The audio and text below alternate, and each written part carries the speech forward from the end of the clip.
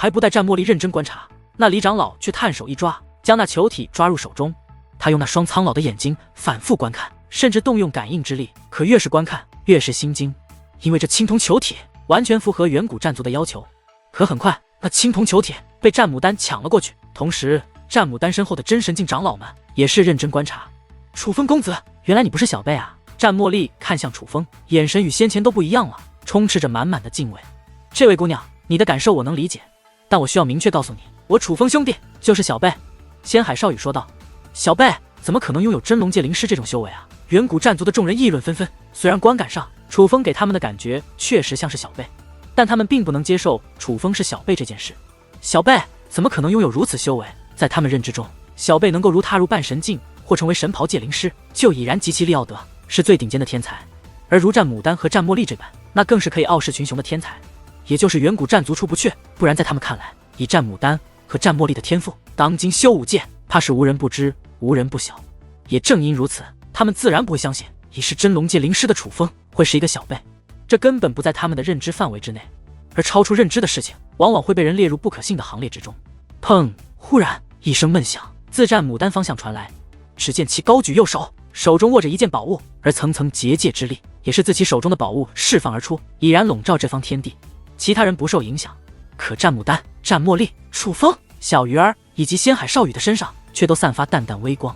见此一幕，所有人的眼睛都瞪得老大，也包括那战牡丹，因为战牡丹那宝物正是验证小辈的。肉眼和感应可以出错，但这件宝物绝不会出错。你真是小辈？战牡丹再度看向楚风，脸颊竟再度通红。这一次没人气他，是他自己不相信楚风，可现在又被自己验证自己欧了，羞愧的红了脸，很惊讶，很难以置信，对吗？这也正常，不然我兄弟怎么会是当代最强界灵师天才呢？虽不知是何缘故，使得你们与外界失去了联系，但只要你们能够出去，就会知道，如今修武界都是我兄弟的事迹。仙海少羽一脸得意。楚风公子，原来你如此的深藏不露，既然你有如此手段，能否帮我足多炼制一些？战茉莉上前说道。剩下的材料全部炼化成那青铜球体吗？楚风询问。不待战茉莉开口，战牡丹便说道，对，全部。可楚风并未理会战牡丹，而是依旧看着战茉莉。战茉莉重重的点了点头后，楚风便捏动法诀，顿时阵法普照。不过瞬息之间，剩余的所有天才地宝便化作了青铜球体，算上之前的一个，总共12个。这居然还节省了材料。远古战族在场的老一辈都发出了惊叹。虽然他们不是界灵师，没办法打造出这青铜球体，可是他们毕竟年岁不小，曾见过其他界灵师打造出这青铜球体，因此也知道青铜球体正常一个所需要的材料数量是多少。正常来说，从刚刚所剩的材料数量来看，楚风最多就能再打造出10个，可最终却打造出了12个，节省材料，质量却又依旧达标，这无疑是界灵师更高水准的体现。救星，这位小友简直是老天赐给我远古战族的救星啊！此刻老一辈的远古战族族人看向楚风的时候，皆是目光炙热，如同在看待救命稻草。而楚风、小鱼儿、仙海少羽则是互看一眼，他们早就意识到远古战族如今出了一些情况，但目前来看，楚风的出现似乎对他们有帮助。尽管不知道具体发生了什么，但这至少是一个好消息。有价值便有底气，这位少侠是老夫有眼无珠了。此刻那李长老带着殷勤笑容走到楚风近前，恭恭敬敬地对着楚风施以大礼。楚风回以一笑，没有与他一般见识，但这抹笑容也不是原谅，更多的是漠视。对于这种人，楚风早就见惯不怪了，完全不会将这种人挂记在心上。你不仅有眼无珠，还能力有限，幸亏是有楚风公子，不然指望你，我看是一刻都炼制不出来。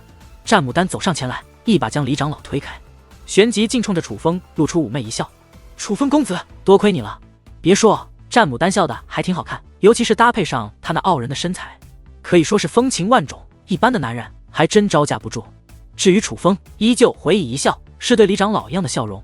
但战牡丹显然没有意识到楚风这抹笑容的冷漠，可能以为楚风原谅他了，于是他笑得更加灿烂，甚至又向楚风走了2步，旋即看向战茉莉。茉莉，你去将这些送过去，我带楚风公子他们转一转。姐，还是你送过去吧。战茉莉则是将青铜球体全部递给了战牡丹，也不待战牡丹回答，便看向楚风3人。3位，我们走吧。而楚风3人也是跟随战茉莉御空而起，离开了此地。毕竟他们也不想与那战牡丹更多接触。接下来，战茉莉带着楚风3人不仅逛了那座远古战族的主城，还带着楚风3人去了远古战族多个著名的景点。一路上，战茉莉都很有耐心，详细的为楚风三人讲述着远古战族的风土人情以及一些景点发生的故事。只是楚风三人现在都在想着远古战族究竟发生了什么，对于这些所谓景点根本就不怎么在意，但是他们也没有主动询问。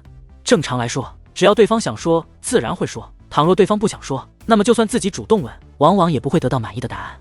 茉莉小姐，总算找到你了。很快一位老者飞掠而来，那位老者那是原本跟在战牡丹身后的一位老者。尹长老，怎么了？战茉莉问道。那位老者没有直接说，反而沉默了，但楚风与仙海少羽以及小鱼儿都注意到他应该是在暗中传音，是在暗中与战茉莉交流。短暂沉默后，那老者才再度开口，那青铜球我们没有办法镶嵌到阵法之中，我们可能需要楚风少侠帮忙。楚风公子，能否再麻烦你一下？战茉莉也是看向楚风。可以，带路吧。楚风道。好。随后那位老者便为他们引路。抱歉三位，其实早该告诉你们的，但这其实不是什么好事，有些难以启齿。战茉莉终于打算说了。能够理解，所以究竟发生了什么？楚风问。我族现在正遭受攻击，并且有些时间了，对方来者不善，却实力强大，导致我先祖留下的防护大阵也遭受了损害。先前楚风公子打造的青铜球便是用来加强防护大阵的。战茉莉说道。